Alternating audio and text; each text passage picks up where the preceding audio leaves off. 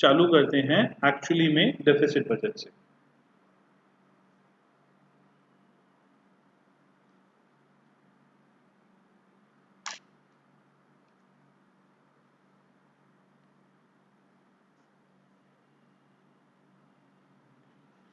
So deficit budget क्या हमने बताया था?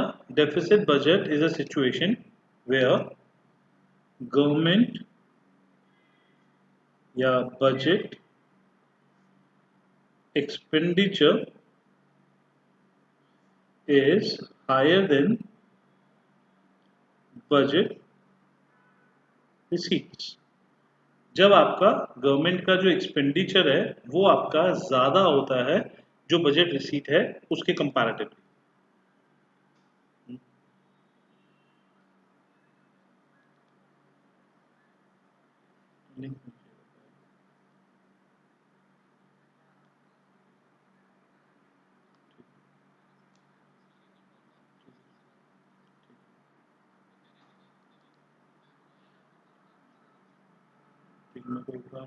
मैसेज कर दो, मैं शेयर करता हूँ।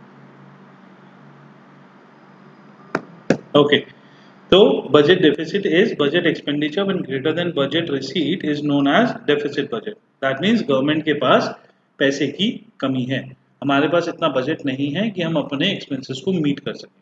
ठीक है, अब एक तो चीज होती है हाउ वी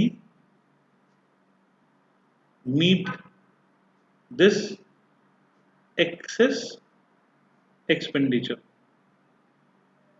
ठीक है, एक क्वेश्चन तो हमारा ये होता है कि हम भाई जो एक्सेस एक्सपेंडिचर आ रहा है इस एक्सेस एक्सपेंडिचर को मीट कैसे करें। इस एक्सेस एक्सपेंडिचर को मीट करने के लिए हमको इमीडिएट बेसिस पे आज ही पैसे की जरूरत होगी। तो either we increase some of the liability और we decrease some of the assets. ऐसे ही करेंगे गाइस। तो आज की डेट में जो कमी आ रही है, जो पैसा हमारे को ज्यादा चाहिए, हम गवर्नमेंट अपनी लायबिलिटीज बढ़ा देगा या एसेट डिक्रीज कर देगा आज की इस सिचुएशन से निपटने के लिए। ठीक है, and for future, for permanent future, हम इस केस के अंदर या तो अपने एक्सपेंडिचर रिड्यूस करेंगे, ठीक है, या अपनी इनकम सोर्स बढ़ाएंगे। ठीक है, या हम कह रहे हैं जी जो एक्सपेंडिचर है हम वो डेवलपमेंटल पे खर्च करेंगे। This is for the long term, कि हम अगर फ्यूचर को लेके चलें तो हम अपने एक्सपेंस कम करेंगे। एक्सपेंस एक दिन में कम नहीं हो सकते, 2 3 4 साल 5 साल 10 साल। Either will decrease the expense और विल इंक्रीज द इनकम, और विल से दैट एक्सपेंडिचर जो है वो डेवलपमेंटल एक्सपेंडिचर्स पे हम करेंगे। इसकी वजह से हमारा परमानेंट जो फ्यूचर है वो फ्यूचर धीरे धीरे सिक्योर होता जाएगा। But to meet the current deficit, to meet the current need of funds, either we have to increase some of the loans or we have to sell off some of the assets। ठीक है, तो हमारा deficit budget का definition तो आपको आ गया। Deficit budget is a situation where budget expenditure is higher than budget receipts. अगर इसकी हम इम्प्लीकेशंस की बात करते हैं, implications of deficit budget are कि आपकी इसकी इम्प्लीकेशंस का मतलब क्या होता है? इम्प्लीकेशंस का मतलब होता है कि आपका इनकी वजह से प्रॉब्लम क्या होती है। तो जो मैंने आपको ये बताया, ये दो प्रॉब्लम्स इनकी वजह से इमर्ज होंगी। तो implications of deficit budget is कि या तो हमको लाइबिलिटीज को बढ़ाना पड़ेगा या हमको एसेट्स को बेचना पड़ेगा। ठीक है, ये तो बहुत ब्रॉडली हो गई। हम और डिटेल में जाते हैं, तो डिटेल में जाने पे गाइस हमारा यहाँ पे देखो डेफिसिट बजट हमारा है। डेफिसिट बजट में डेफिसिट बजट की तीन टाइप्स हो गए, revenue deficit, fiscal deficits and primary deficits. तीनों डेफिसिट्स का मतलब आपका कमी है। इम्प्लीकेशंस ऑफ डेफिसिट बजट में ये दो ही इम्प्लीकेशंस होगी, या तो लाइबिलिटीज को बढ़ा देंगे या एसेट्स को कम कर देंगे। इन दो डिफिकल्टीज के, इन दो दो इम्प्लीकेशंस के अलावा कोई भी और इम्प्लीकेशंस नहीं होती। बट यहाँ पे हमने डेफिसिट को भी तीन हिस्सों में डिवाइड करा, जिसकी वजह से जिसकी वजह से हमको पता चले कि डेफिसिट में से भी बुरी सिचुएशन कौन सी है, उससे भी ज्यादा बुरी कौन सी है। तो आप बोल सकते हो कि हमने worst situation, deficit is in itself is not a good situation, but उस डेफिसिट में से भी एक होता है deficit number 1, deficit number 2 and deficit number 3। ठीक है, अब मैं क्वेश्चन पूछूंगा, आप मेरे को प्लीज क्वेश्चन का आंसर देना। हमारी फैमिली इनकम जो है, वो फैमिली इनकम में हम बोलते हैं जी इनकम है हमारी 40,000 और खर्चे हैं हमारे 50,000, तो is that a good situation?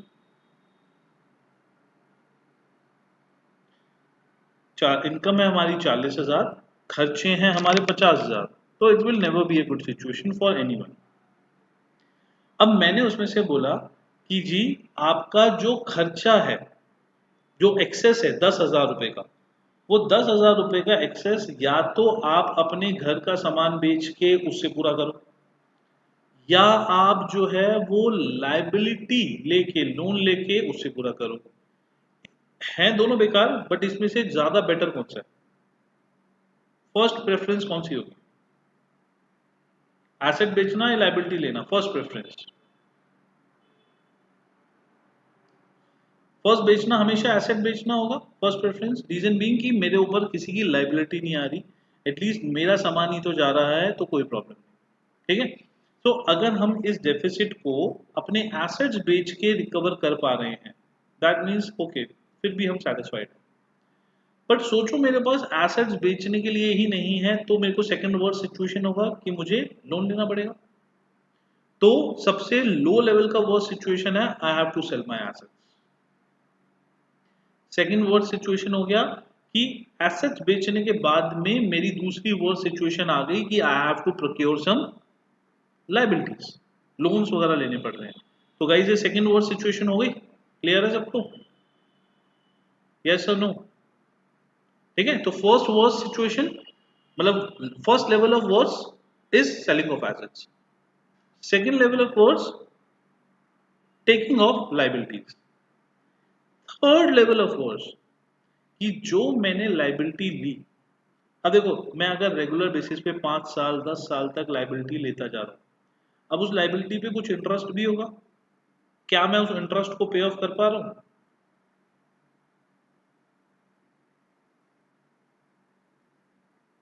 नहीं कर पा रहे ना। रीजन बीइंग कि हमारे पास जब खुद का खर्चा चलाने के लिए नहीं है, तो मैं इंटरेस्ट का पैसा कहां से दे पाऊंगा?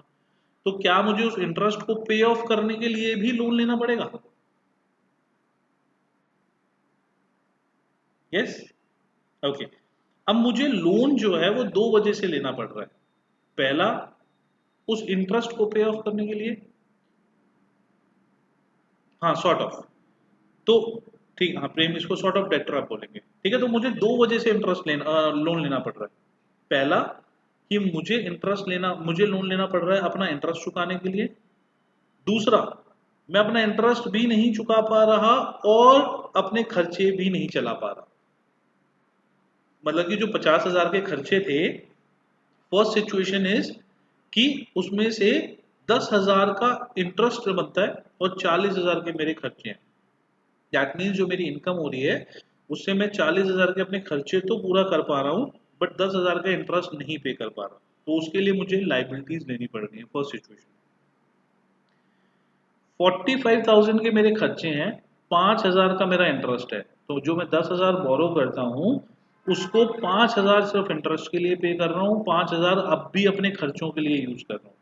ज्यादा बेकार सिचुएशन कौन सी है? ओके, ताने दोबारा से सुनो, दो सिचुएशन बोलता हूँ। फर्स्ट और सेकंड सिचुएशन सबको क्लियर है? First level of force, lowest level of force, selling of assets. Second, mediocre level of worst, taking of liabilities. Third level of worst, taking of liabilities in excess of interest payment। मतलब कि मैं liabilities जो ले रहा हूं, second level पे जो हम थे, वो लाइबिलिटीज अगर इंटरेस्ट चुकाने के लिए ले रहा हूं, तो इसका मतलब ये है कि मैं अपना घर का खर्चा तो चला पा रहा हूं, जो मैंने पास्ट में लोन लिया था उसका इंटरेस्ट नहीं चुका पा रहा। मैं अपना घर का खर्चा भी नहीं चला पा रहा तो मुझे जो लोन लेना पड़ रहा है वो थोड़े से घर के पैसे के लिए प्लस इंटरेस्ट अमाउंट के लिए, दोनों के लिए लेना पड़ रहा है। तो इस दोनों में से ज्यादा वर्स्ट कौन सा है? लोन फॉर इंटरेस्ट या loan for own expense and interest?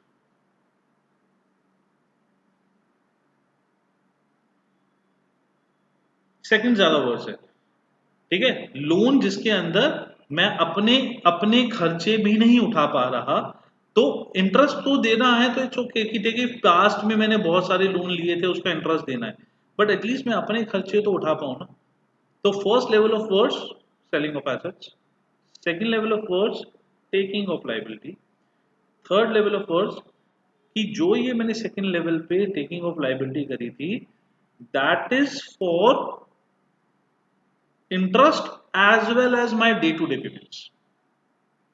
ठीक है ना? तो हम तीन तरीके के इसको डिवाइड करते हैं फिस्कल डेफिसिट्स को। ये तीन तरीके से हम पढ़ते हैं कि हम लेवल 1 पे हैं, लेवल 2 पे हैं या लेवल 3 पे। तो सबसे पहले हम पढ़ते हैं रेवेन्यू डेफिसिट। रेवेन्यू डेफिसिट का मतलब हम कह रहे हैं जी इसमें कैपिटल पेमेंट्स नहीं ले रहे, हम रेवेन्यू पेमेंट्स ले रहे हैं। तो जब हम इसमें बोलते हैं दैट रेवेन्यू डेफिसिट का मतलब revenue expenditures is greater than revenue receipts. When revenue expenditure are greater than revenue receipt, हम कहते हैं हम लॉन्ग टर्म की बात नहीं कर रहे, हम एसेट्स लाइबिलिटीज की बात नहीं कर रहे। रेवेन्यू एक्सपेंडिचर का मतलब डे टू डे के खर्चे, रेवेन्यू रिसीट्स का मतलब डे टू डे की इनकम। तो व्हेन डे टू डे के खर्चे are greater than day to day की इनकम,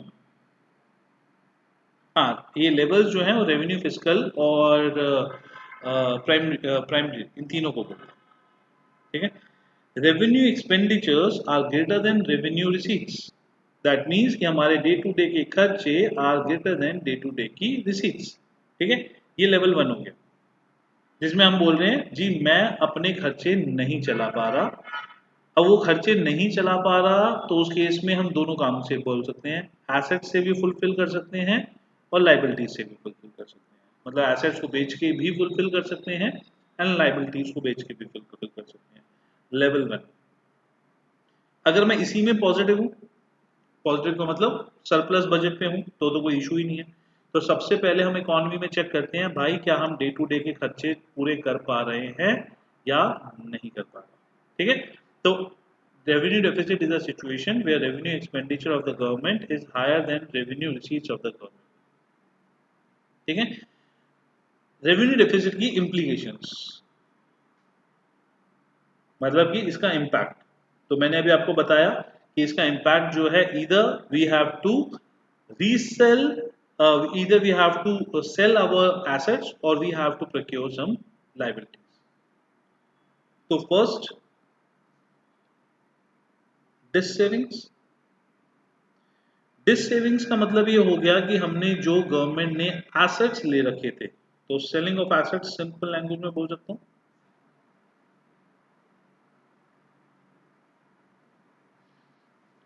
सिंपल लैंग्वेज में डिस सेविंग्स का मतलब है गवर्नमेंट जो है अपने जो कमियां हैं, जो एक्सपेंडिचर ज्यादा है, जो रिसीट्स कम है, उसको पूरा करने के लिए पैसा जो ले रही है वो अपनी पास्ट एसेट्स को बेच के ले रही है। ठीक है, एसेट्स को बेच के वो पैसा ले सकती है, कोई इशू नहीं है। ठीक है, सेकंड इन्फ्लेशनरी प्रेशर।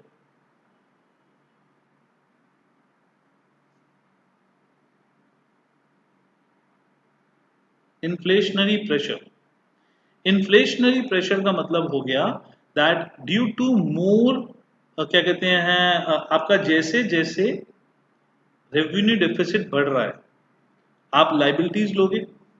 ठीक है, टेकिंग लाइबिलिटीज, एंड लाइबिलिटीज लेने के बाद में plus inflationary pressure means taking liabilities and taking liabilities plus interest payment। हम liabilities लेंगे और उसके ऊपर हमको इंटरेस्ट पेमेंट ज्यादा देनी पड़ेंगी, जिसकी वजह से इकोनॉमी में महंगाई बढ़ेगी। तो due to more circulation of the money, economy में जब पैसा ज्यादा आएगा हम लाइबिलिटीज लेंगे तो उससे हमारे पास जो जो सामान है उसका प्राइस बढ़ेगा। लास्ट क्लास में भी मैंने आपको बताया था कि कोई भी इकोनॉमी में अगर ऐसा पैसा आता है जो बिना गुड्स एंड सर्विसेज के प्रोडक्शन के आता है तो उससे हमेशा महंगाई बढ़ती है। जैसे हमने लास्ट क्लास में बताया था कि अगर एक बंदे के पास पैसा आ रहा है, आपको ओके मैं बताऊं, जैसे कि दिल्ली गवर्नमेंट बोलती है कि आपको बिजली फ्री देंगे। अब बिजली अगर दिल्ली गवर्नमेंट ने फ्री दे दी तो हम ये मान के चलें कि हर बंदे के पास 1,000 रुपए का पैसा बच गया। अब कितने लोग होंगे जो इतने समझदार होंगे कि इस 1,000 रुपए को हम बिजनेस में इन्वेस्ट करते हैं? कितने लोग होंगे जो इतने समझदार होंगे? बोल सकता हूँ 5% टू 7% लोग होंगे जो जो ये सोचेंगे कि इस 1,000 रुपए को हम कहीं पे इन्वेस्ट करते हैं फ्यूचर अर्निंग कैपेसिटी के लिए। ठीक है, 5 to 10%। 90% जो लोग हैं, 90% लोग ये कहेंगे जी हम खा पी के खत्म कर देते हैं। क्या जो गवर्नमेंट ने उनके ऊपर 1,000 रुपए उनको छोड़ा उसके अगेंस्ट में कुछ प्रोडक्शन हुई इकोनॉमी में? जब कुछ प्रोडक्शन नहीं हुई तो गुड्स अगर मान लो इकोनॉमी में 10 थे तो 10 के 10 ही रहे। अगर पहले आपके 10 गुड्स थे तो अब भी 10 के 10 गुड्स रहे। पहले आपके पास परचेज करने के लिए पैसे थे 100 रुपए, तो पहले 10 गुड्स फॉर 100 रुपए, तो एक गुड कितने का हो गया? 10 रुपए का हो गया। अब गवर्नमेंट ने आपको फ्री में पैसा दे दिया तो आपके पास पैसे हो गए 110, बट गुड्स कितने हैं? वही 10। तो एक गुड की वैल्यू कितनी हो गई?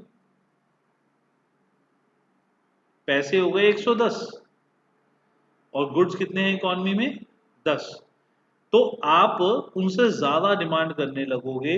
लॉ ऑफ डिमांड के अकॉर्डिंगली वो अपना ये नहीं सोचेंगे कि हम प्रोडक्शन बढ़ा देते हैं, क्योंकि प्रोडक्शन तो बढ़ी नहीं ना इकोनॉमी में, पैसा ज्यादा आ गया। तो जो लोग होंगे जो ऑलरेडी प्रोड्यूस कर रहे हैं वो अपना प्राइस बढ़ा देंगे। तो जो आइटम पहले आप 10 रुपए का लेते थे, वो अगर कोई भी आइटम बिना प्रोडक्शन इंक्रीज करे आपका सिर्फ प्राइस, सिर्फ मनी फ्लो बढ़ता है, तो उसकी वजह से इन्फ्लेशन आता है। सेम लॉजिक अप्लाइज टू अगर हम प्रिंट ज्यादा नोट कर दें। अगर हम ज्यादा नोट प्रिंट कर देते हैं तो भी ये लॉजिक अप्लाई होता है। हाँ प्रेम, प्रेम क्या होता है कि आपका कंसेशन देने का ना फायदा अगर आप देखो तो इकोनॉमी लेवल पे कभी भी नहीं होता। कंसेशन देने का फायदा इमीडिएट बेसिस पे होता है कि अगर एक पर्सन आज की डेट में मर रहा है तो मरते हुए बंदे को हम ये बोलेंगे जी कोई बात नहीं, तू आज की डेट पे एक इंजेक्शन लगा ले। वो इंजेक्शन अगर तेरे को लॉन्ग टर्म में कहीं पे लॉस दे रहा है ना तो कोई प्रॉब्लम नहीं है, बट आज तो तू बचेगा। अगर किसी बंदे को बहुत ज्यादा बीमारी है, ठीक है, तो हमने उसको इतना हैवी इंजेक्शन लगा दिया जिसकी वजह से माइट भी वो ऐसा हो सकता है कि उसकी बॉडी में बीपी और शुगर लेवल बढ़ गया, बट हम बोलेंगे कि आज की डेट में तो तू एटलीस्ट बच जाएगा। तो कंसेशन सिर्फ वो काम करते हैं कि आज की डेट में कोरोना वायरस हो रखा है तो लोगों के पास पैसे नहीं है, तो भाई साहब ये लो 5,000 रुपए, आप आज खाना खा लो। लेकिन एक साल बाद महंगाई जो बढ़ जाएगी उस पैसे को देने की वजह से, वो एक साल बाद देखेंगे, कोई प्रॉब्लम नहीं है, आज तो बच जाएंगे ना।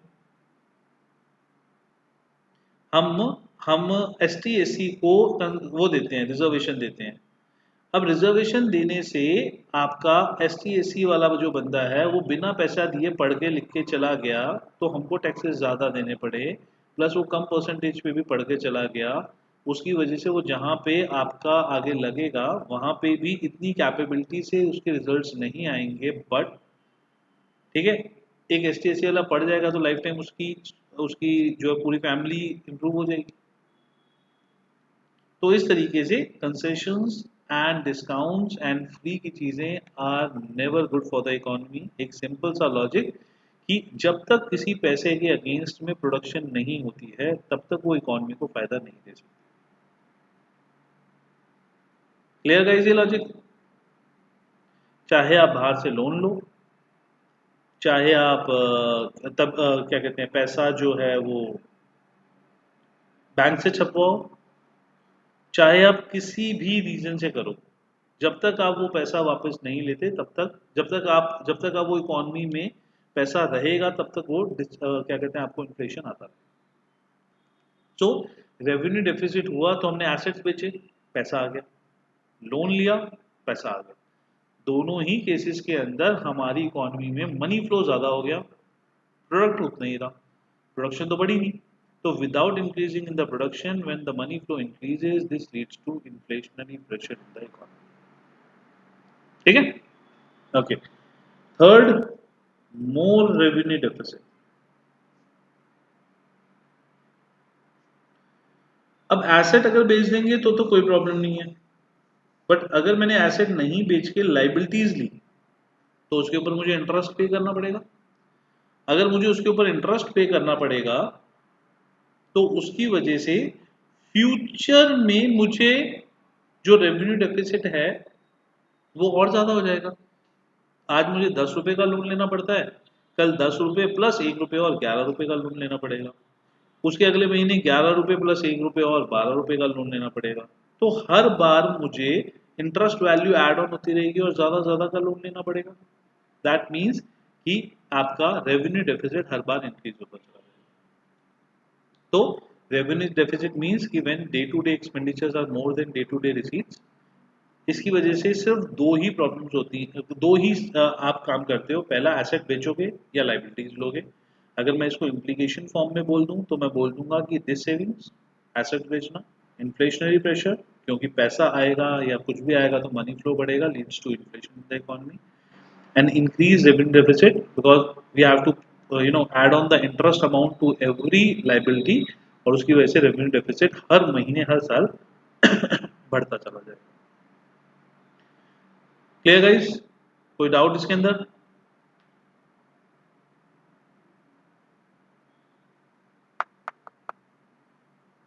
बाकियों को clear? Remaining all the students? Okay. तो गाइस ये हमारा था first worst situation. First worst situation जो हमारी थी वो हमारी थी कि जब हम कहते हैं जी हम नेगेटिव में हैं। हमने सेकंड वर्स्ट सिचुएशन क्या पढ़ी थी?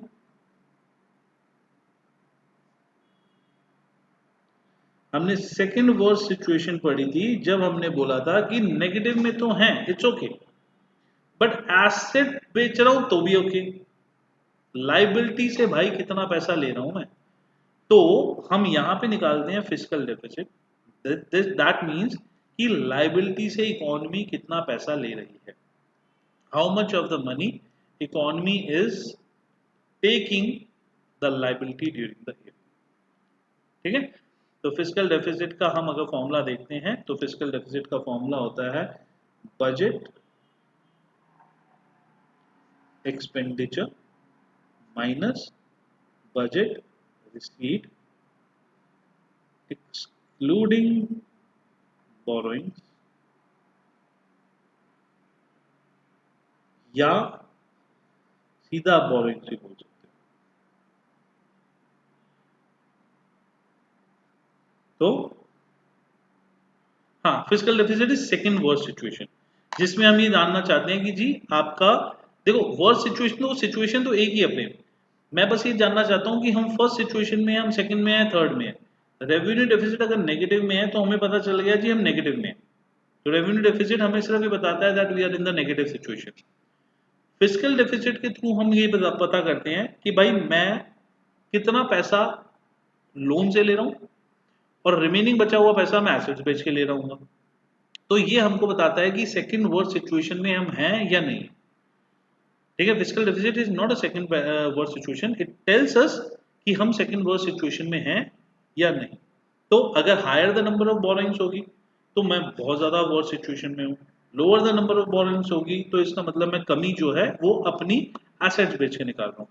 तो एग्जाम्पल एक देखते हैं अभी के लिए। मान लो मान लो हमारे पास जो रेवेन्यू डेफिसिट है वो रेवेन्यू डेफिसिट है 120 रुपीज, ठीक है। तो हमारे पास रेवेन्यू डेफिसिट 120 रुपीज है, तो इसका मतलब ये है कि 120 रुपए मेरे पास कमी पड़ रही थी।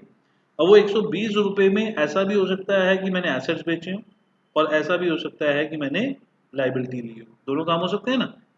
अब मैं सेकंड जब सिचुएशन पे आता हूं, तो सेकंड सिचुएशन पे आके मैं सिर्फ ये जानना चाह रहा हूं कि मैंने लाइबिलिटी कितने की ली। तो फिस्कल डेफिसिट का दो फॉर्मूलेज हो गए, budget expenditure minus budget receipt excluding borrowings या बोरिंग, सीधा सीधा, ठीक है। अब हायर द बोरिंग्स बेकार सिचुएशन इकोनॉमी के लिए, lower the borrowings decent situation economy के लिए, ठीक है। तो fiscal deficit means borrowing of the economy. अगर मैं इसकी इंप्लीकेशंस बोलता हूं, इसकी इंप्लीकेशंस का मतलब इसकी वजह से क्या फर्क पड़ता है। तो गाइस जो हमने फर्स्ट पढ़ा रेवेन्यू डेफिसिट, वो कैसे मीट होता है, वो आपका मीट होता है दो चीजों से, एसेट्स बेच के या गाइस एसेट्स बेच के या रेवेन्यू डेफिसिट दो जगह तरीके से होता है, एसेट बेच के या लाइबिलिटीज प्रोक्योर करके। फिस्कल डेफिसिट में हम सिर्फ क्या कर रहे हैं, सिर्फ हम लाइबिलिटीज का प्रोपोर्शन देखने की कोशिश कर रहे हैं। तो पहले वाले में जो इम्प्लीकेशन आई थी वो एसेट्स एंड लाइबिलिटीज दोनों के हिसाब से आई थी। जो फिस्कल डेफिसिट में इम्प्लीकेशन आएगी वो सिर्फ और सिर्फ लाइबिलिटी के पॉइंट ऑफ व्यू से आएगी, कि अगर हमारी इकोनॉमी में लाइबिलिटी बढ़ती हैं तो उससे क्या क्या इम्प्लीकेशन होती है, ठीक है। तो जो एक ऊपर आया था ना आपका इन्फ्लेशनरी प्रेशर, वो तो यहाँ पे वापस रिपीट हो जाएगा। क्यों? क्योंकि वो सेम जो है लाइबिलिटी का आपका इम्प्लीकेशन है, तो वो लाइबिलिटी की वजह से यहाँ पे भी आ गया। तो पहला हमारा पॉइंट हुआ इन्फ्लेशनरी प्रेशर, सेम एक्सप्लेनेशन, कि अगर हम ज्यादा लोन लेंगे तो ज्यादा लोन लेने से हमारी जो इकोनॉमी होगी उसमें पैसे का फ्लो ज्यादा हो जाएगा, और ज्यादा फ्लो की वजह से ज्यादा स्पेंडिंग होगी और प्राइसेस बढ़ेंगे, because this doesn't leads to increase in the production capacity of the economy. Clear पहली चीज। ओके, सेकंड, ये भी लाइबिलिटी की वजह से होगी, डेट ट्रैप। ये आपने प्रेम ने पॉइंट बोला था कि जब हम लोन लेंगे तो वो लोन की वजह से उस पर इंटरेस्ट देना पड़ेगा। जब हम लोन ही नहीं दे पा रहे तो इंटरेस्ट कैसे दे पाएंगे, तो हम इंटरेस्ट देने के लिए फिर लोन लेंगे, फिर इंटरेस्ट बढ़ेगा, फिर इंटरेस्ट के लिए फिर लोन लेंगे, तो एक ऐसे साइकिल में फंस जाएंगे जिस साइकिल के अंदर आपका डेट, जिसको डेथ ट्रैप बोल लो या डेट DEBT, डेट ट्रैप बोलो, कि मैं डेट के ट्रैप में फंस जाऊंगा जिसमें इंटरेस्ट का, अभी ना इन्फ्लेशन तो मैं दो बार बता चुका हूँ भी आपको, एक इस पॉइंट में एक पिछले पॉइंट में।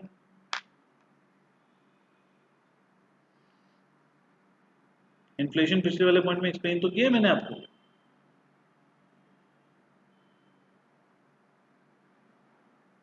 वही सेम तो आ गया, वो वहां पे भी लाइबिलिटीज की वजह से आया था, यहाँ पे भी लाइबिलिटीज की वजह से आया, पैसा बढ़ा, मनी फ्लो बढ़ा, इन्फ्लेशन आ गया। Okay, debt trap. Debt trap जो हो गया वो आपका हो गया कि भाई हमारा, हमने बोरिंग्स करी गवर्नमेंट ने जिसकी वजह से आपको इंटरेस्ट देना पड़ा, आपके पास पैसे नहीं है, आपने फिर लोन लिया, फिर उसके ऊपर इंटरेस्ट ड्यू हो गया, फिर आपके पास पैसे नहीं है, फिर आपने लोन लिया, this leads to a trap जिसमें आप रेगुलर फंसे रहते हो, आप कितने भी पैसे दे दो हम रेगुलर उसी वाले ट्रैप में फंसे रहते हैं। तो ये भी लाइबिलिटीज की वजह से हुआ। Third, foreign interdependence, foreign interference, कि जब हम बाहर की कंट्री से पैसा बोरो करेंगे तो वो कहेंगे जी हमारी भी बात मानो, मेरी बात नहीं मानोगे तो इन दैट केस मैं पैसा वापस ले लूंगी। तो वो अपनी ऐसी पॉलिसीज हमसे मनवा सकते हैं जो पॉलिसीज हम नहीं मानना चाहते। एग्जाम्पल की, अगर हमने बहुत ज़्यादा पैसा बोरो करा हुआ है और आज की सिचुएशन पे चाइना से बोरो करा होता है, चाइना कहती कि जी PPE किट और मास्क जो है आप मुझसे ही लोगे, चाहे मैं क्वालिटी कैसी भी दूं, हमको लेना पड़ता, या तो पैसा वापस दे दो।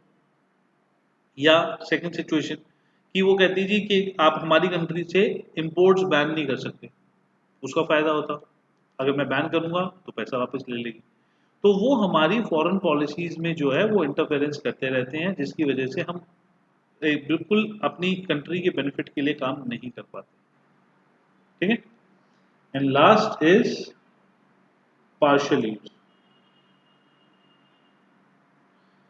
सर आपने पिछले में लिखवाया था मोर रेवेन्यू डेफिसिट, तो ये वाला एसेट बेच के रेफरेंस में है या लायबिलिटीज के रेफरेंस में है? मोर रेवेन्यू डेफिसिट आपका जो था ना फर्स्ट वाला पॉइंट, वो फर्स्ट वाला पॉइंट एसेट लायबिलिटीज दोनों से मिलके बनते हैं। रेवेन्यू डेफिसिट की अगर मैं बात करता हूं तो it can be met through assets और लायबिलिटीज। तो फर्स्ट पॉइंट जो है वो एसेट और लायबिलिटीज के कॉम्बिनेशन से हमको बताता है कि जी हम एसेट एसेट्स और लायबिलिटीज जो है वो एसेट्स और लायबिलिटीज से मिलके ये इफेक्ट पड़ेगा। जो सेकंड फिजिकल डेफिसिट है that is specific to liabilities. तो इसका मतलब ये है कि ये स्पेसिफिक लायबिलिटीज की कमियों को बता रहा है बिकॉज वो सेकंड वर्ड सिचुएशन। नहीं ताने free electricity, free water, free subsidy, किसी भी चीज का अगर आप इकोनॉमी पे बेनिफिट देखो, इंडिविजुअल बेनिफिट देखो तो इट्स ओके, इंडिविजुअल बेनिफिट तो हो जाएगा, बट अगर आप इकोनॉमी के पॉइंट ऑफ व्यू से बेनिफिट देखो ना तो कोई भी बेनिफिट नहीं है। अल्टीमेटली ये लॉस ही है आपके लिए, क्योंकि इसकी वजह से कुछ प्रोडक्शन नहीं हो रहा है और प्रोडक्शन नहीं होगा तो आपका वो फ्यूचर में लॉस में ही जाएगा। देखो अब बहुत एक सिंपल सा मैं आपको एग्जाम्पल समझाता हूँ, बहुत सिंपल सा एग्जाम्पल से आपको समझ में आएगा। आपके पास 1000 रुपये है, ठीक है। अब 1000 रुपये का आप दो काम कर सकते हो। पहला काम कर सकते हो कि आपने गए मार्केट में, आप 5 दिन गए, आपने 200-200 रुपए के मैकडी के बर्गर खाए और 1000 रुपये खत्म कर दिए। पहला काम, ठीक है। क्या वन वे है या टू वे है? वन साइडेड है या टू साइडेड है? कुछ आया गया प्रोडक्शन हुई या जस्ट ऐसे पैसे खर्च हो गए?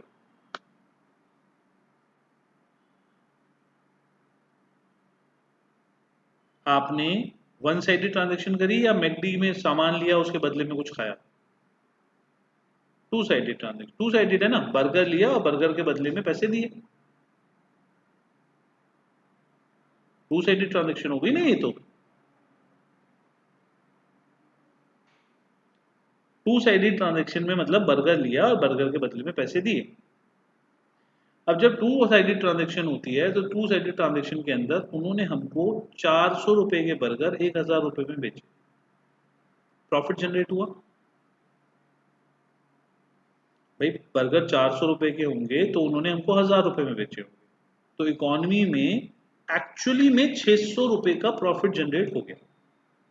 मतलब 400 रुपए की चीज 6000 रुपए की बिक के 600 रुपए इकोनॉमी में न्यूली जनरेट हो गए, जो पहले इकोनॉमी में नहीं थे, ठीक है। अब वही 1000 रुपए की जो कॉस्ट का वो बर्गर लाएगा फिर वो 2000 का बेचेगा, तो इकोनॉमी में 1000 रुपए जो है वो और जनरेट हो गए। तो हर बार इकोनॉमी में न्यू पैसे जनरेट, न्यू प्रॉफिटेबिलिटी जनरेट होती चलेगी। आधे घंटे, 15 मिनट, ओके।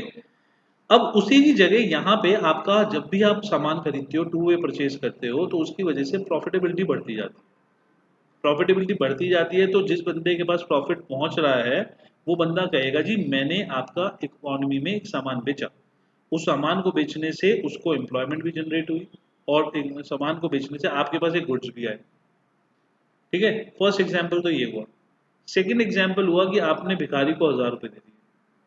जब आपने भिखारी को 1000 रुपए दिए तो क्या उससे भिखारी का बेनिफिट हुआ? यस, भिखारी का तो बेनिफिट हुआ ना, उसको तो 1000 रुपए मिल गए, वो तो खुश हो जाएगा, ठीक है। क्या कुछ प्रोडक्शन हुआ इकोनॉमी में?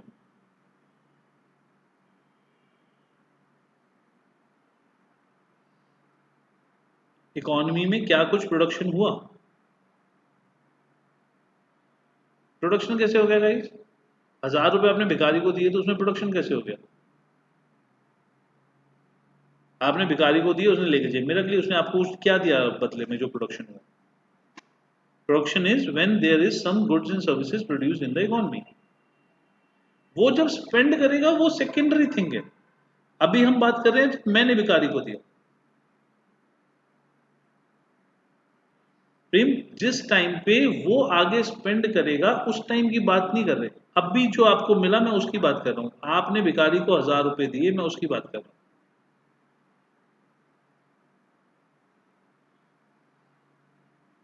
ठीक है, जब वो आगे स्पेंड करेगा उसके उस टाइम पे देखेंगे। ठीक है, that's a single sided transaction. क्या इससे कुछ भी इकोनॉमी में प्रोड्यूस हुआ? नहीं, पैसा शिफ्ट हो गया, लेकिन इससे इकोनॉमी में कुछ भी प्रोड्यूस नहीं हुआ, इससे इकोनॉमी में कुछ भी न्यू नहीं आया। Got it? भिखारी जब आगे खर्च करेगा तो उसको कुछ ना कुछ उसका प्रोडक्शन होगा। बट इकोनॉमी में उसी तरीके से जब आपको गवर्नमेंट फ्री में कुछ देती है, तो गवर्नमेंट ने आपको फ्री में कुछ दिया जिससे कुछ भी प्रोड्यूस नहीं हुआ। जो एग्जिस्टिंग चीजें थी वो सेम एग्जिस्टिंग चीजें ही रही। ठीक है, अब उसी पैसे को लेके आपने उठा के सिंपल खर्च कर दिया, और किन चीजों पे खर्च कर दिया? जो पहले से बनी हुई थी। कुछ न्यू तो प्रोड्यूस हुआ ही नहीं। पहले अगर 10 आइटम थे तो अब भी वही 10 आइटम्स है। गवर्नमेंट ने आपसे टैक्सेस के फॉर्म में पैसा लिया और वो पैसा घुमा के आपको वापस दे दिया। तो कभी भी इस पैसे से, जो पैसा आया है, उससे आपका डेवलपमेंट नहीं हो सकता। उस वाले पैसे से आप कभी भी जो है आपका कुछ प्रोडक्शन नहीं होगा, तो इकोनॉमी में कुछ भी न्यू जनरेट नहीं होगा। क्लियर? आपके पास सिर्फ पैसा खर्च करने के लिए बढ़ गया।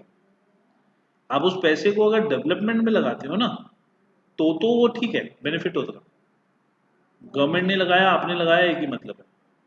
बट गवर्नमेंट ने तो उठा के वो पैसा कंपनी को दे दिया, बिजली कंपनी को दे दिया, और बिजली कंपनी ने उठा के यूज कर लिया वो पैसा।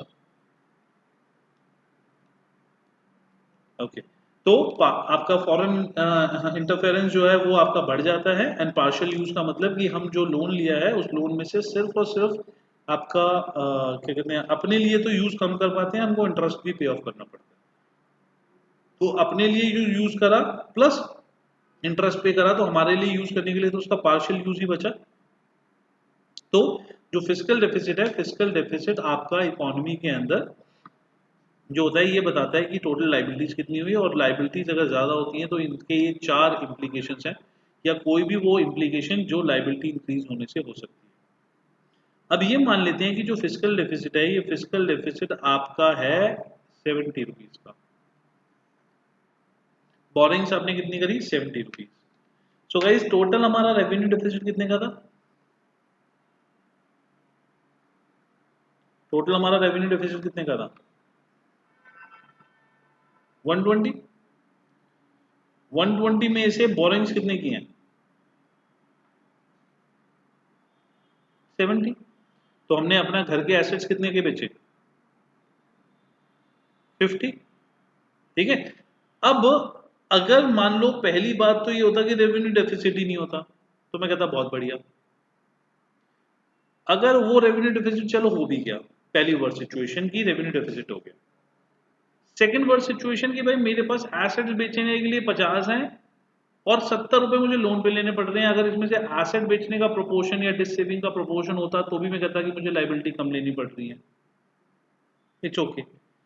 तो अब मुझे लाइबिलिटी कितनी लेनी पड़ रही है? 70 रुपीज की। तो 70 रुपीज ये सेकंड वर्ड सिचुएशन की मुझे लाइबिलिटीज बहुत ज्यादा लेनी पड़ रही है। क्या लाइबिलिटी लेना, physical deficit, can it be a good situation for anyone? Can it be a good situation for anyone? Guys, last class में मैंने कहानी सुनाई थी आपको, पूरी क्लास हमने वेस्ट करी थी कहानी के ऊपर। तो मैं उसके रेफरेंस में पूछ रहा हूँ, क्या फिजिकल डेफिसिट किसी सिचुएशन के अंदर बेटर हो सकता है?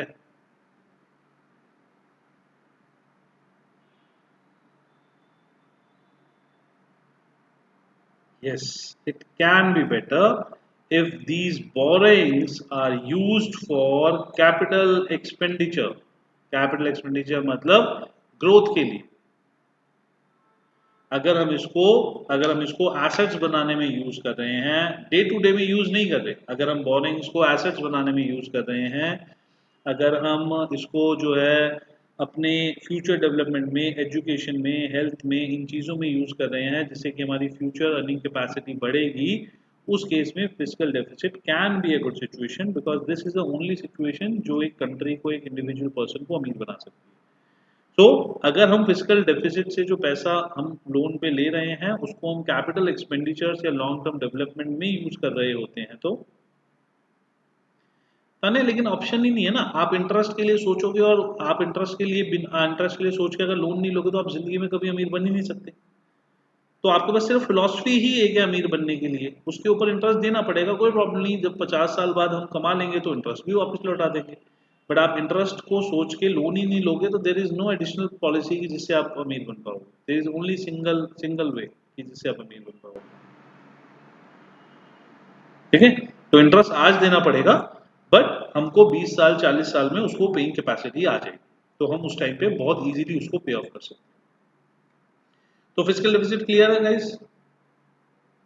Fiscal deficit can be a good situation only and only if the amount borrowed is spent on capital expenditures.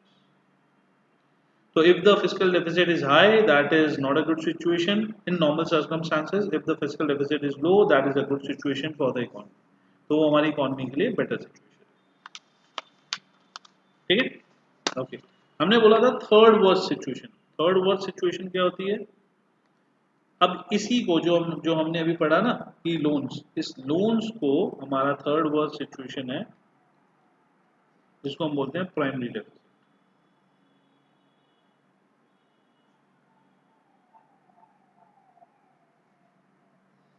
When this loan, हाँ नॉट अ प्रॉब्लम रविंद्र, ये आप शेयर भी कर लेना, अदरवाइज यूट्यूब पे देखोगे तो वहां पे भी मिल जाएगी, और मैं इसको कल तक शेयर भी कर। प्राइमरी डेफिसिट मींस कि जो हमने लोन लिया है, लोन जो लिया है उसका नाम क्या है? फिस्कल डेफिसिट बोल दो या बोरिंग बोल दो, माइनस इंटरेस्ट पेमेंट।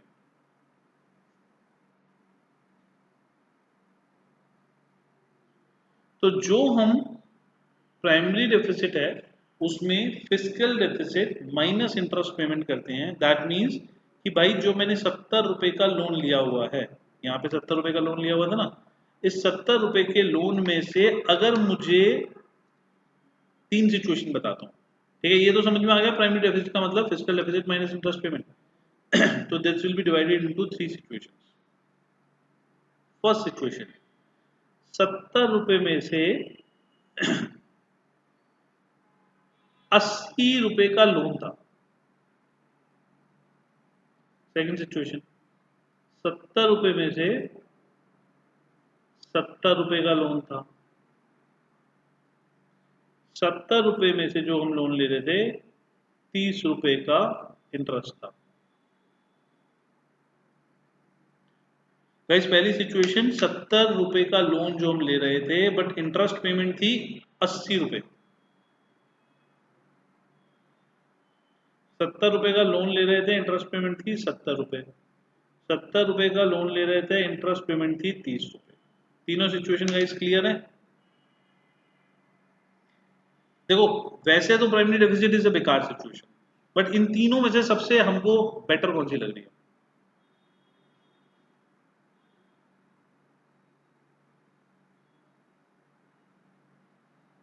थर्ड क्यों लग रही है बच्चों?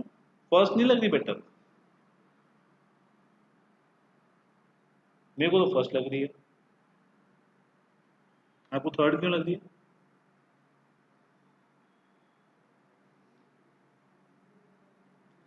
अब ना प्राइमरी डेफिसिट का मतलब कि थर्ड वर्स्ट सिचुएशन को एनालाइज करना कि भाई जो पैसा है उस पैसे में से हम जो बोरिंग्स हुई उसमें से कितना पैसा हम डे टू डे के लिए यूज कर रहे हैं और कितना पैसा इंटरेस्ट पेमेंट के लिए यूज कर रहे हैं। तो इन दैट केस हमने तीन सिचुएशंस ली। Formula is primary deficit equals to borrowings fiscal deficit minus interest payment. तीन सिचुएशन ली। फर्स्ट सिचुएशन के अंदर हम बोलते हैं 70 रुपए की बोरिंग्स माइनस 80 रुपए का इंटरेस्ट पेमेंट। सेकंड सिचुएशन 70 रुपए की बोरिंग्स 70 रुपए का interest payment. And third situation 70 रुपए की बोरिंग्स 30 रुपए का इंटरेस्ट पेमेंट।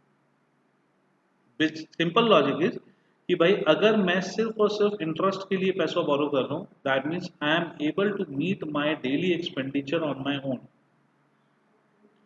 अगर मैं जो पैसा बोरो कर रहा हूँ उसमें कुछ इंटरेस्ट से भी ज्यादा पैसा है, दैट मीन्स कि मैं अपना तो इंटरेस्ट पे नहीं कर पा रहा, अपना डे टू डे एक्सपेंस भी नहीं मीट कर पा रहा।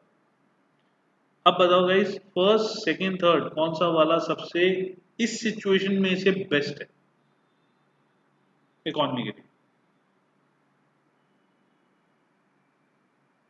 फर्स्ट सेकंड थर्ड इनमें से कौन सा सबसे बेस्ट है?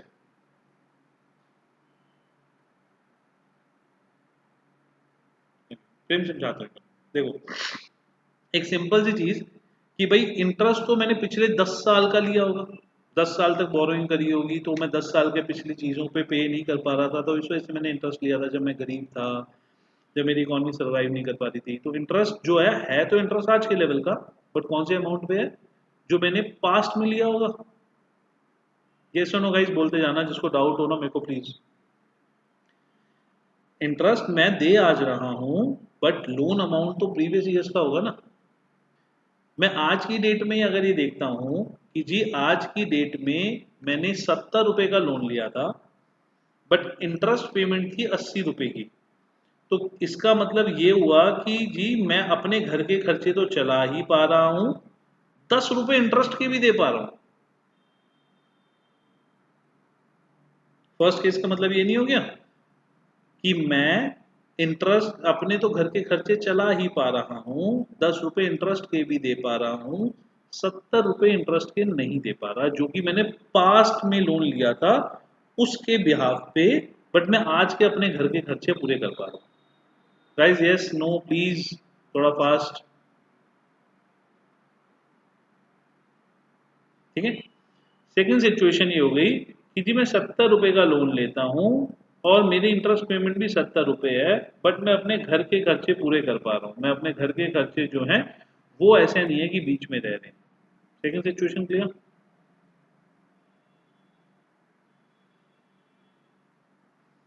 थर्ड सिचुएशन है जी 70 रुपए का मैंने लोन लिया, अब 70 रुपए के लोन में से मैं 30 रुपए का इंटरेस्ट दे पा रहा हूँ, 30 रुपए का इंटरेस्ट दे रहा हूँ, बट 40 रुपए मैं अपने घर के अभी भी खर्चे नहीं पूरे कर पा रहा, और मैं 40 रुपए अपने घर के भी इसी लोन से ही पूरे कर रहा हूँ।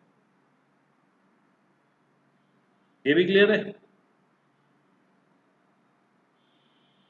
ओके, अब बताओ कि इन तीनों में से सबसे बेस्ट कौन सा है?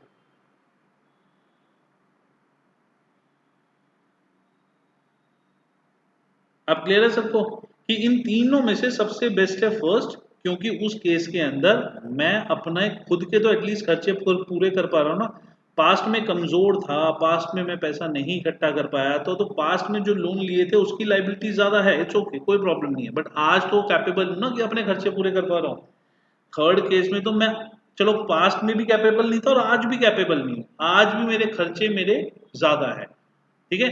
तो इससे हमको समझ में आता है कि लोन लेना इज ओके, बट अगर मैं लोन लेने में भी थर्ड सिचुएशन पे हूं, दैट मीन्स कि if the primary deficit is positive it is worse, if the primary deficit is zero that is okay, if the primary deficit is negative that means कि we are on the progress track. तो आपका जो है primary deficit is never a good situation, but उसमें से भी if I am negative situation, मैं zero से जितना पास हूं, जितना नेगेटिव पे हूं, उतना मैं एक्चुअल में गुड सिचुएशन पे हूं। और जितना ज्यादा पॉजिटिव हूं दैट मीन्स कि मैं अपने खर्चे भी नहीं पूरे कर पा रहा, मैं इंटरेस्ट भी नहीं पे कर पा रहा, तो मेरी इकोनॉमी की सिचुएशन बहुत बेकार है। Clear guys? तीन सिचुएशंस। रेवेन्यू डेफिसिट टेल्स कि जो हम नेगेटिव में हैं वो अपने खर्चे और एसेट्स और लाइबिलिटीज के थ्रू पूरे कर पाते हैं। फिजिकल डेफिसिट का मतलब होता है कि भाई चलो एसेट्स बेच के तो इट्स ओके, लाइबिलिटीज से आप कितना ले पा रहे हो। और प्राइमरी डेफिसिट का मतलब होता है कि जो आप लाइबिलिटीज भी ले रहे हो उसको अपने खर्चों के लिए ले रहे हो या इंटरेस्ट पूरा करने के लिए ले रहे हो। अगर इंटरेस्ट पूरा करने के लिए ले रहे हो तो इट्स ओके, बट अगर अपने खर्चे भी पूरे करने के लिए ले रहे हो तो that is a worst situation, because आप अपने खर्चे पूरे करने के लिए you are not capable enough कि आप डेली बेसिस पे अपनी इनकम्स पूरी करो। Clear guys? ये सबको क्लियर है? ओके। तो यहाँ पे हमारा गवर्नमेंट बजट चैप्टर कंप्लीट होता है। ठीक है, इस संडे को हम जो है वो गवर्नमेंट बजट का पूरा टेस्ट होगा आपका। इसमें से सबसे इम्पोर्टेंट आपका जो पहले हो गए ऑब्जेक्टिव्स, उसके बाद हो गया कैपिटल रिसीट्स, एंड उसके बाद ये तीन जो है आपके डेफिसिट्स। 99% पेपर इन तीन क्वेश्चंस में से ही आ जाता है। बाकी छोटे मोटे क्वेश्चंस आपके आते रहते हैं, इसमें से न्यूमेरिकल भी आ जाएगा जो हमने लास्ट में करे हैं ना, ये रेवेन्यू डेफिसिट और प्राइमरी डेफिसिट और आपका फिजिकल डेफिसिट, इनके बेसिस पे आपका न्यूमेरिकल का एक 3 नंबर का क्वेश्चन भी आ सकता है। कुछ नहीं होगा उसमें, फिस्क बोरिंग्स इंटरेस्ट पेमेंट दिया होगा, माइनस कर दोगे तो प्राइमरी डेफिसिट आ गया, एक्सपेंडिचर्स और रिसीट्स को माइनस कर दोगे तो आपका रेवेन्यू डेफिसिट और फिजिकल डेफिसिट आ गया। तो बहुत सिंपल सिंपल वैल्यूज दे रखी होंगी, हमको बस उनको रिसीट्स, एक्सपेंडिचर, कैपिटल, रेवेन्यू इनमें डिफाइन करके, बिल्कुल डायरेक्ट होगा। ठीक है, आपका इस चैप्टर में कोई भी इनडायरेक्ट न्यूमेरिकल नहीं होगा, बिल्कुल डायरेक्ट होगा, बट आपको ये तो बताना पड़ेगा ना salary is a revenue expenditure. ठीक है, तो सैलरी दी होगी तो आपको उसको रेवेन्यू एक्सपेंडिचर के टैग में लेके उससे आपको रेवेन्यू क्या कहते हैं रेवेन्यू डेफिसिट निकाल देना होगा। अगर आपको ये दे रखा होगा बोरिंग्स, तो आपको पता होना चाहिए that borrowings are physical deficit, तो बोरिंग्स को फिजिकल डेफिसिट में दे दोगे। बिल्कुल डायरेक्ट क्वेश्चन होंगे, इनडायरेक्ट क्वेश्चंस नहीं होंगे न्यूमेरिकल्स के।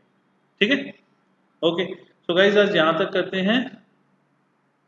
इसके न्यूमेरिकल्स मेरी बुकलेट में नहीं होंगे प्रेम, इसके न्यूमेरिकल्स आपको ना किसी और बुक में मिल जाएंगे। मेरी बुकलेट में इसके न्यूमेरिकल 2-3 साल से आए हैं, तो मेरी बुकलेट में अभी नहीं है। किसी भी बुक में रेफर कर लेना, 2-3 कर लेना, 2-3 ही बहुत है, उससे ज़्यादा नहीं है। ठीक है, ओके।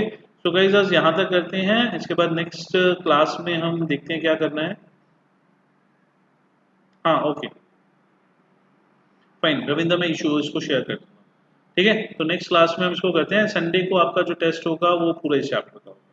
ठीक है, ओके, बाय गाइस।